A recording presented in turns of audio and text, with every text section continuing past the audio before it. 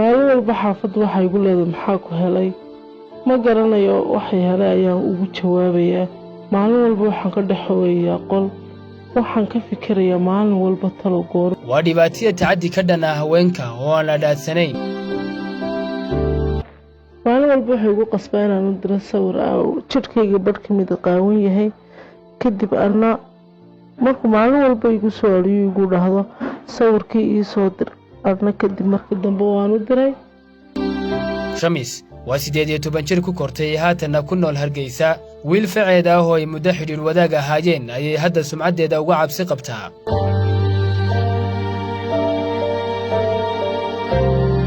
kalsooniyo kalgacayl badan oo ay ka heshay awgeed ayuu kaga beerlaxawsaday inay u dirto sawir aan asturnayn hadda daqiiqad kasta waxay ka fikiraysaa inay wax kasta dhici karaan waxay naga codsatay in codkeeda magaceeda iyo muuqaalkeedaba aan qarino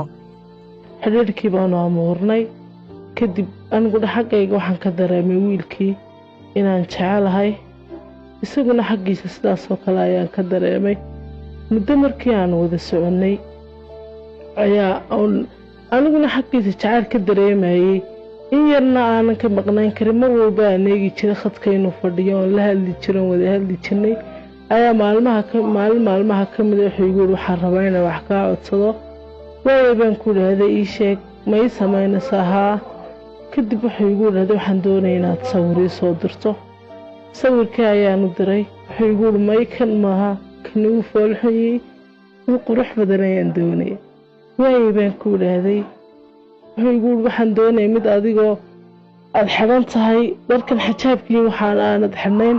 ood xidhan tahay dhar qaawan horta runtii aniga aad bay igu adkaatay waanan diiday maadaama aan ahay gabadh waxaan idhi ma yaraadad waxaa laga yaabaa in moobilka ama qof kaa qaato ama si kaleba uu sawirkaasi kaaga baxo maya buu igu idhaahday kadib anna qofkii waan u baahnaa kama maarmi karin sawirkii waan u diray maalinkii aan u diray maalinkii ka dambaysaba qofkii wuxuu noqday qof isbedela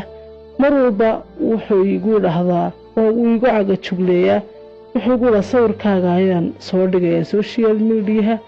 mar walba oo aan ama wax isku qabsanaa ama wada hadallaba xidhiidhka shukaansi ee ka dhexeeya rag iyo dumar bulshooyinka ku dhex nool deegaanada Soomaalida ayaa sii laba lixaasaday baryaha dambe waxa aad u fududeeyay dadku inay isbartaan ama ay xiriir sameeyaan baraha bulshada kadib inantii ama inankii wuxuu soo dhigayaa sawir kadibna ama inantii halkaas ayay ka helaysaa inankii kadibna waxay samaynaysaa inay xiriir la samayso marka anaguna kuwaas ma bogaga bulshada ayaa bidaamiyay habka ugu fudud ee seeridda haween iyo rag shukaansi ah saawo yeesha qaarkood midhadhal iyo guur hirgala ayay ka gaareen kuwo kalena waxa ay ka dhaxleen dhibaato sumcadeed oo inta badan ku dhacda gabdhaha arrintaasi oo aan ahayn mid qarsoon qaar badan oo ka mid ah gabdhahaasi oo aan la xidhiidhnay waa ay ka gaabsadeen inay nala wadaagaan dareenkooda cabsi amni oo ay qabaan awgeed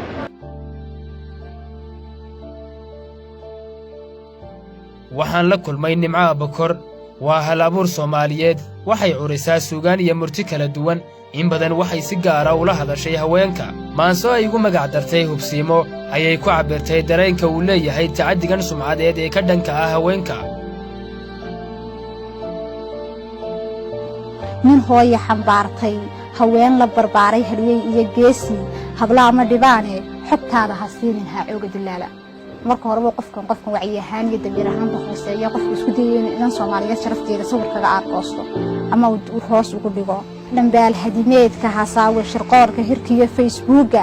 hog baa lagu daahee hagaag uga fiirso waxyaalo fara badan oo waa mid laba afle baa leedahay social media marka si walba uu noqon karaa waa dhacdo si maalinle ah u dhacda inta badanna aan daah lagu rogin una baahan xal iyo qorshe si loo dhowro dhowrsanaanta hablaha Soomaaliyeed Hana Daawud waa sharciyaqaan u dooda xuquuqul insaanka inta badanna u dhaqdhaqaaqda arrimaha haweenka waxay iyadu xal u aragtaa in la sameeyo xeer waafaqsan baraha bulshada si loo xakameeyo tacaddiga iyo dhibaatooyinka sumcadeed ee ku dhaca haweenka kuwaasi oo ka dhalanaya baraha bulshada waxa laga horiman karaa laban oran lahaa mid waa mid ah in xeerkii fiber looga la asaaso fiber loogu xakameynaya dhibanaha